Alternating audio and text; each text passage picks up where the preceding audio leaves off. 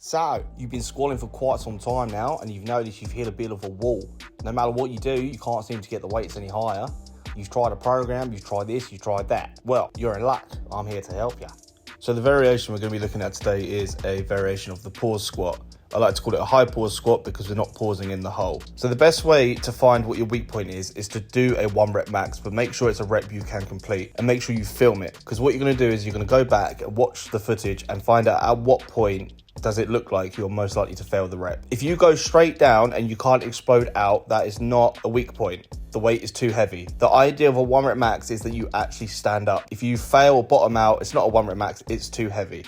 We're looking for a weak point. The slowest point of the lift for me is from parallel to about 45 degrees. That is where I am most likely to fail a rep. So that for me is my weak point. So you need to go and identify where your weak point is. So the reason for identifying the weak point is we're going to target that area specifically. And by adding a pause, you're going to build more strength in that specific area because the muscle has to work harder to start pressing from a dead stop than it does from using momentum out at the bottom. This is very similar to a box squat, but with a box squat, you miss the whole bottom portion of the movement. With this variation, you still get that. So you're still teaching your body to explode out the hole, and then you're incorporating the pause, which is going to add more strength in that part of the lift. In terms of numbers, what I do is, because I hit legs twice a week, the first session of the week, I do normal squats.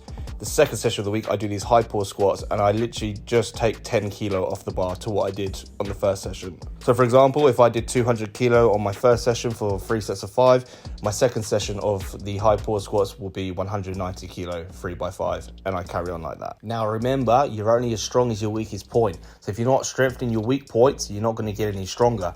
Diet and programs will only get you so far, but what you really need to make sure you're doing is make sure you're hitting that weak point. That's the same for all sorts of lifts like bench press and deadlifts. I've got another video coming on deadlifts on how to improve those. I'm pretty sure I've already done one on bench, but it's the same kind of thing. Find your weak point and you can either overload that point using various other methods, or you can incorporate a pause where your weak point is. That will help to build strength also.